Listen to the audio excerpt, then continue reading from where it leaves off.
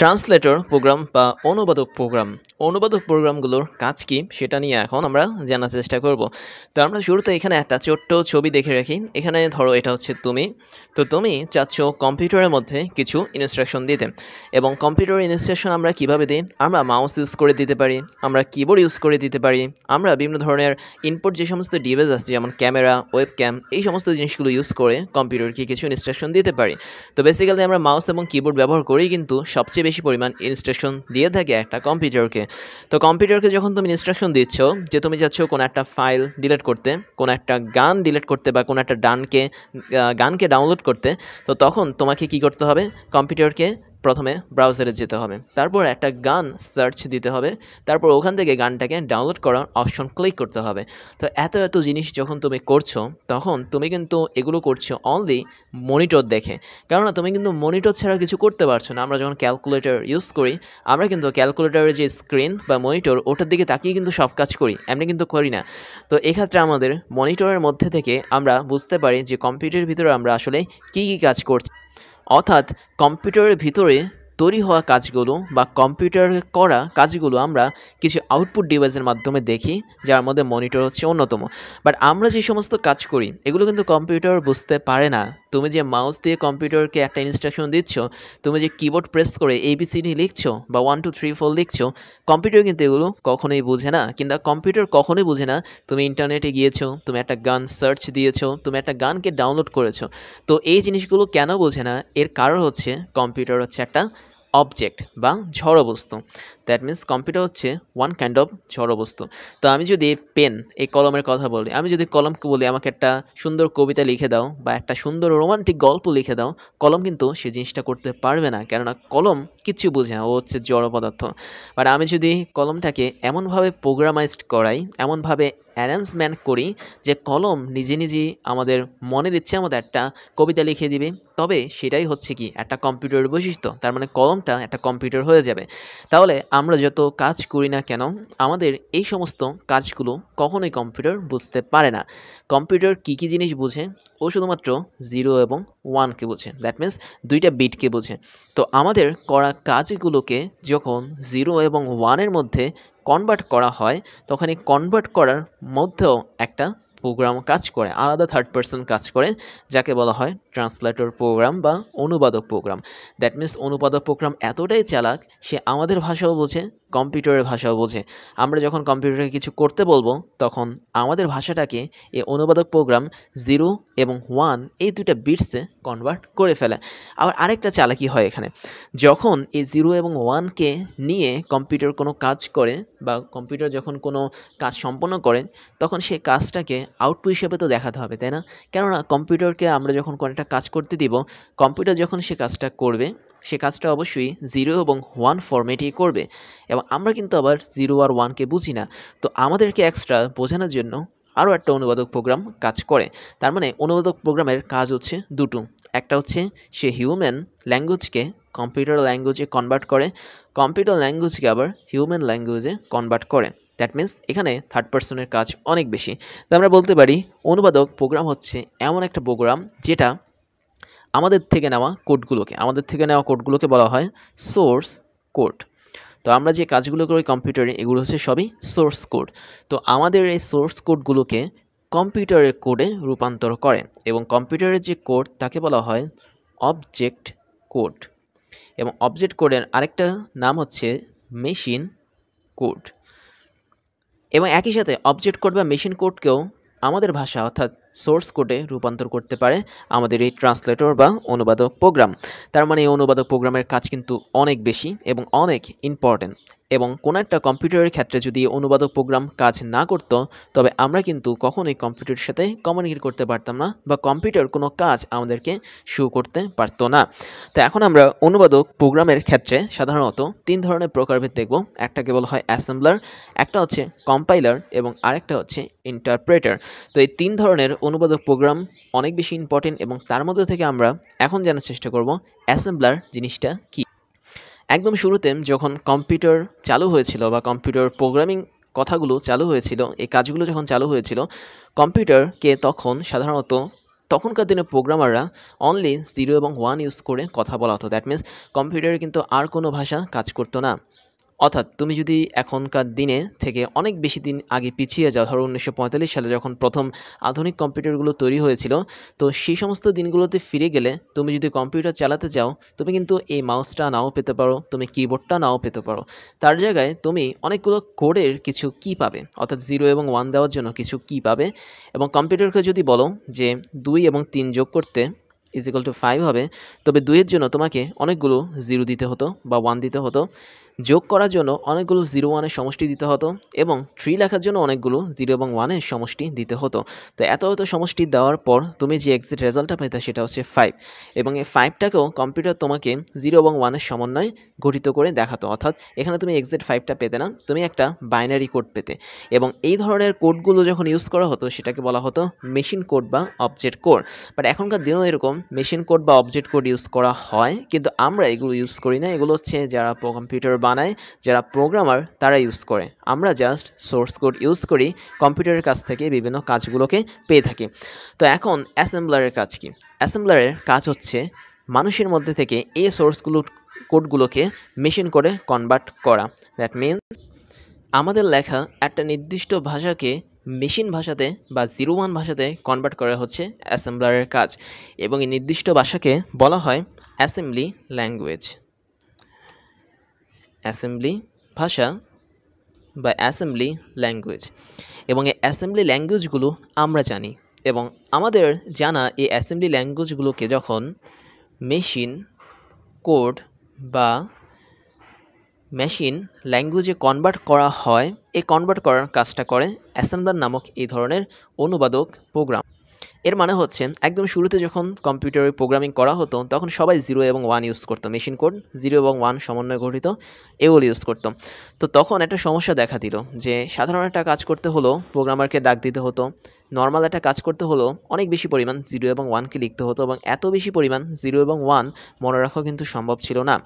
তো তখনকার সময় প্রোগ্রামাররা, বিভিন্ন রকম বিজ্ঞানীরা মিলে এমন একটা ভাষা তৈরি করেছে যে ভাষাটা 0 এবং 1-এর চেয়ে একটু সোজা, যেটা মানুষ বোঝে, এবং এই ভাষাটাকে বলা হচ্ছে অ্যাসেম্বলি ল্যাঙ্গুয়েজ। এবং অ্যাসেম্বলি ল্যাঙ্গুয়েজ বলা যায় একদম আগেকার ভাষা, যেটা অনেক আগে ইউজ করা হতো, এবং এখনও কম্পিউটার সায়েন্স অ্যান্ড ইঞ্জিনিয়ারিংয়ে এই অ্যাসেম্বলি ল্যাঙ্গুয়েজ নামক একটা কোর্স পড়ানো হয়।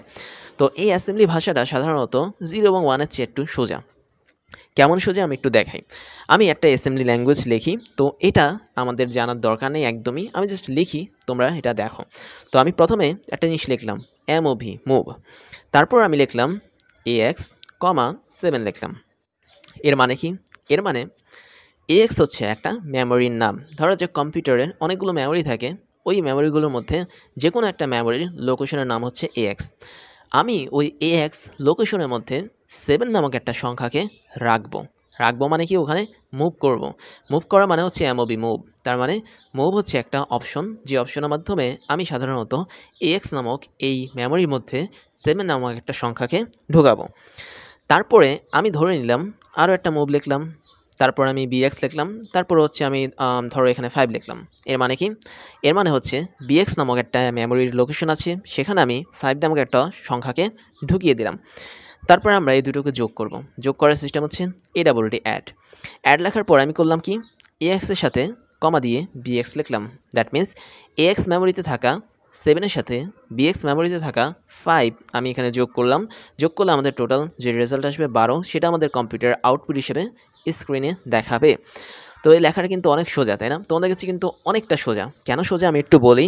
আমি যদি সেম কাজ এখানে করতাম মেশিন ল্যাঙ্গুয়েজে, ধরা যাক আমি এখানে করলাম 0001, তারপর একটা স্পেস দিয়ে 1100 দিলাম, তারপর আমি এখানে দিলাম 1010, তারপর 1110 দিলাম, লাস্টে আমি দিলাম 1001 1011 এরকমভাবে দিলাম। তো এটা আসলে কি মিন করে? আমি কিন্তু এটা বানিয়ে লিখেছি, বাট বোঝানোর জন্য তোমাদেরকে যদি আমি বলি 0001 1101, এর মানে হচ্ছে AX মেমোরিতে 7কে ঢোকানো। তারপর 1010 মানে হচ্ছে বিএক্স মেমোরিতে 5কে ঢোকানো। সবশেষে 1011 এর মানে হচ্ছে এক্স এবং বিএক্সকে যোগ করা। তোমরা কিন্তু এই কোডটা একদমই দেখতে পারবে না, কেননা এই সংখ্যাগুলো দ্বারা আমরা কখনোই খুব বেশি দিন মনে রাখতে পারবো না। এই স্পেসিফিক কোডের মানে হচ্ছে এদেরকে যোগ বিয়োগ করা বা কোনো একটা সংখ্যাকে কোনো একটা মেমোরিতে রাখা। তার মানে machine language is so tough, অনেক কঠিন। তার চেয়ে এই ল্যাঙ্গুয়েজ কিন্তু অনেক সোজা। এখন কিন্তু তোমাদের কাছে অ্যাসেম্বলি ল্যাঙ্গুয়েজ অনেকটা সোজা মনে হচ্ছে, কারণ আমরা এখানে তেমন কিছু রাখিনি। আমরা জাস্ট একটা নির্দিষ্ট ইনস্ট্রাকশন ইউজ করেছি, একটা মেমোরির নাম দিয়েছি, একটা সংখ্যা দিয়েছি। তার মানে এই যে অ্যাসেম্বলি ল্যাঙ্গুয়েজ যেটা আছে, এই ল্যাঙ্গুয়েজটা একদম শুরুতে কাজ করতো এবং এই কোডটা তখনই তৈরি করা হয়েছিল, বা এই অ্যাসেম্বলি ল্যাঙ্গুয়েজ তখনই তৈরি করা হয়েছিল যখন এই মেশিন ল্যাঙ্গুয়েজটা অনেক বেশি ডিফিকাল্ট হয়ে গিয়েছিল প্রোগ্রামারদের জন্য। তো মেশিন ল্যাঙ্গুয়েজটাকে সাধারণত আরও একটু বেশি ইজি করার জন্যই অ্যাসেম্বলি ল্যাঙ্গুয়েজ তৈরি হয়েছে।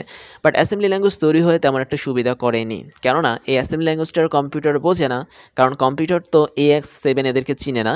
তাই কম্পিউটারকে AX7, মুভ, অ্যাড এই সমস্ত জিনিসগুলো চেনানোর জন্য একটা নতুন প্রোগ্রামের আবির্ভাব ঘটে, যেটা একই সাথে মানুষের তৈরি সমস্ত ভাষাকে চিনবে, একই সাথে কম্পিউটারের ভাষাকেও চিনবে। সেই প্রোগ্রামটাই হচ্ছে আমাদের ট্রান্সলেটর বা অনুবাদক প্রোগ্রাম, এবং স্পেসিফিকভাবে ওই প্রোগ্রামটাকে বলা হয় অ্যাসেম্বলার। দ্যাট মিনস অ্যাসেম্বলার আসলে এমন একটা অনুবাদক প্রোগ্রাম যেটা আমাদের অ্যাসেম্বলি ল্যাঙ্গুয়েজকে মেশিন ল্যাঙ্গুয়েজে কনভার্ট করতে পারে, এবং এই অ্যাসেম্বলার সাধারণত অনেক বেশি ইম্পর্টেন্ট, কেননা এটিই কিন্তু সর্বপ্রথমে অনুবাদক প্রোগ্রাম হিসেবে কাজ করত। এবং এই অ্যাসেম্বলি ল্যাঙ্গুয়েজকে মাঝে মাঝে নেমোনিক কোড হিসেবেও বলা হয়। তো অ্যাসেম্বলারের মেইন কাজ হচ্ছে আমাদের অ্যাসেম্বলি ল্যাঙ্গুয়েজ বা নেমোনিক কোড বা সাংকেতিক কোড। এই নেমোনিক কথাটার অর্থ হচ্ছে সাংকেতিক চিহ্ন বা সাংকেতিক কোড। তো অ্যাসেম্বলি ল্যাঙ্গুয়েজে হচ্ছে ওয়ান কাইন্ড অফ সাংকেতিক কোড, এটাকে সে মেশিন ল্যাঙ্গুয়েজে কনভার্ট করে। এবং এই ক্ষেত্রে আমাদের কিছু সুবিধা আছে, কিছু অসুবিধাও আছে।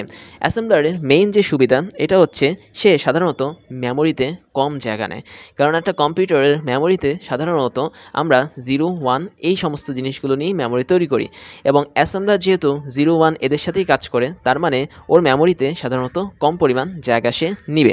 এটা হচ্ছে তার একটা ওয়ান কাইন্ড অফ ভালো সুবিধা। এবং যদি আমাদের এই অ্যাসেম্বলি ল্যাঙ্গুয়েজে কোনো ভুল থাকে, ভুলটা কেমন, যেমন আমি এখানে মুভ না লিখে এমও লিখলাম, ভিআর লিখলাম না, তো এই ধরনের ভুলগুলোকে এই অ্যাসেম্বলারটা ডিটেক্ট করতে পারে, বা এই ধরনের ভুলগুলোকে সে খুব সহজেই ধরতে পারে। তার মানে আমরা যখন কোনো একটা অ্যাসেম্বলি ল্যাঙ্গুয়েজ লিখব, আমরা যখন সেটাকে রান করব, তখন কম্পিউটারের মধ্যে থাকা অ্যাসেম্বলার খুব সহজেই দেখিয়ে দিবে যদি এখানে কোনো ভুল থাকে তবে সেই ভুলটা কোন জায়গায় আছে। তার মানে মেমোরিতে কম জায়গা রাখা, তারপর হচ্ছে আমাদের ভুলগুলো ধরিয়ে দেওয়া, এগুলো হচ্ছে আমাদের অ্যাসেম্বলারের মূল বৈশিষ্ট্য বা মূল সুবিধা। আর অসুবিধার মধ্যে যেটা আছে সেটা হচ্ছে অ্যাসেম্বলারের একটু বেশি সময় নেয়। এখন আমাদের যদি অ্যাসেম্বলি ল্যাঙ্গুয়েজটা অনেক বেশি বড় হয়ে যায়, তখন তাদেরকে কনভার্ট করার জন্য, অর্থাৎ মেশিন ল্যাঙ্গুয়েজে কনভার্ট করার জন্য অ্যাসেম্বলারের সময় লাগে বেশি। তো এই সমস্ত জিনিসগুলো নিয়েই হচ্ছে আমাদের ট্রান্সলেটর প্রোগ্রাম। আমরা পরবর্তীতে কম্পাইলার এবং ইন্টারপ্রেটর এই দুই ধরনের অনুবাদক প্রোগ্রাম নিয়ে সবচেয়ে বেশি আলোচনা করব। এবার ওয়েডিমির পক্ষ থেকে তোমাদের জন্য থাকছে দারুণ কিছু সারপ্রাইজ, যার প্রথমটা হচ্ছে ডিজিটাল লাইব্রেরি। আমাদের এই লাইব্রেরির লিঙ্ক তুমি পেয়ে যাবে এই ক্লাসের ডিসক্রিপশন বক্সে, যেখানে আমাদের প্রত্যেকটা ক্লাসের লিঙ্ক এবং নোটগুলো পেয়ে যাচ্ছ কেবলমাত্র এক ক্লিকে। তুমি তোমার পছন্দের মতো যে কোনো সাবজেক্টের ক্লাস করতে পারবে এই লাইব্রেরি থেকে, যে কোনো ক্লাসের নোট তুমি ডাউনলোড করতে পারবে দেশের অন্যতম এই বড় ডিজিটাল লাইব্রেরি থেকে। এরপর তোমাদের জন্য থাকছে আমাদের বেস্ট রিসোর্স থেকে তৈরি করা ক্লাসগুলো, যেখানে আমরা বিশ্বের টপ লেভেলের বইগুলো ফলো করে তোমাদের জন্য ক্লাসগুলো বানিয়ে থাকি। সেই সাথে আমাদের অনেকগুলো অফিসিয়াল বই আছে, যার মধ্যে হাজারো প্রবলেমগুলো নিয়ে আমরা তোমাদের জন্য ক্রাশ চ্যালেঞ্জগুলো বানাই, যেগুলো আমরা ধরে ধরে তোমাদেরকে সলভ করাই। তারপরে তোমাদের জন্য থাকছে হচ্ছে আমাদের পেইড কোর্সের সুযোগ, যেখানে তোমরা ফ্রি ক্লাসগুলোতে এত পরিমাণ সুযোগ পাচ্ছ, এবং সেখানে পেইড কোর্সগুলো তোমাদের জন্য, তোমাদের প্রিপারেশনের জন্য অনেক বেশি পরিমাণ ইম্পর্টেন্ট, যেগুলো তোমাদের প্রিপারেশনগুলোকে এক্সট্রা একটা লেভেলে নিয়ে যাবে। আমাদের পেইড কোর্সগুলো সম্পর্কে ডিটেলস জানার জন্য তোমরা আমাদের এই ক্লাসের ডিসক্রিপশন বক্সে যেতে পারো, সেখানে আমাদের অফিসিয়াল ওয়েবসাইটের লিঙ্ক পেয়ে যাবে, এবং সেখানে গিয়ে তোমরা জানতে পারবে আমরা বছরের কোন সময়টাতে কোন ধরনের কোর্সগুলো রানিং করাচ্ছি এবং কোন ধরনের কোর্সগুলো আমরা পরবর্তীতে লঞ্চ করব। এরপরে তোমাদের জন্য থাকছে আমাদের স্টুডেন্ট কমিউনিটি, তোমরা সেখানে জয়েন করতে পারো। আমাদের অফিসিয়াল ফেসবুক পেজের লিঙ্ক হচ্ছে facebook.com/oedemy, এবং তোমরা চাইলে আমাদের ফেসবুক গ্রুপেও জয়েন করতে পারো। গ্রুপের লিঙ্ক হচ্ছে facebook.com/groups academy/oidemy। তারপর তোমাদের জন্য থাকছে আমাদের ক্লাস এবং কোর্স নিয়ে সমস্ত আপডেট খবর জানার প্রসেস। তার জন্য তোমাকে জয়েন করতে হবে আমাদের টেলিগ্রাম চ্যানেলে, এবং আমাদের টেলিগ্রাম চ্যানেলের লিঙ্ক হচ্ছে t.me/oidemy। এখানে জয়েন করলে তোমরা আমাদের প্রতিদিনের ক্লাসের খবরগুলো পেয়ে যাবে। কোন দিন কোন কোর্সটা আমরা লঞ্চ করছি, কোন কোর্সটা বর্তমানে রানিং আছে, কোন কোর্সটাতে তুমি ভর্তি হতে পারবে, সমস্ত ধরনের খবর তোমরা জেনে যাবে আমাদের এই টেলিগ্রাম চ্যানেল থেকে। তাহলে এখনই জয়েন করে ফেলো t.me/oidemy এখানে গিয়ে। ফাইনালি আমি তোমাদেরকে আমার পরিচয়টা দিয়ে নিই। আমি হচ্ছি ইমতিয়াজ, এবং আমি একই সাথে ওয়েডেমি, ক্রাশ ইঞ্জিনিয়ারিং এবং ক্রাশ কোডিংয়ের ফাউন্ডার হিসেবে কাজ করছি, যেখানে ওয়েডেমিতে আমি তোমাদেরকে এখন পড়াচ্ছি, ক্রাশ ইঞ্জিনিয়ারিংয়ে আমি ইঞ্জিনিয়ারিং স্টুডেন্টদেরকে পড়িয়ে থাকি, এবং ক্রাশ কোডিংয়ে আমি বিভিন্ন প্রোগ্রামিং ল্যাঙ্গুয়েজ নিয়ে স্টুডেন্টদেরকে পড়িয়ে থাকি। এবং আমি মোটামুটি 10 বছর ধরে টিচিং এক্সপিরিয়েন্সের সাথে যুক্ত, এবং এই 10 বছর আমি মোটামুটি অনলাইন এবং অফলাইনে 5 লাখেরও বেশি স্টুডেন্টদেরকে পড়িয়েছি। আর আমার এডুকেশনাল ব্যাকগ্রাউন্ড হচ্ছে বিএসসি কমপ্লিট করেছি ইলেকট্রিক্যাল অ্যান্ড ইলেকট্রনিক ইঞ্জিনিয়ারিং নিয়ে, এবং এমএসসি কমপ্লিট করেছি বায়োমেডিক্যাল ইঞ্জিনিয়ারিং নিয়ে।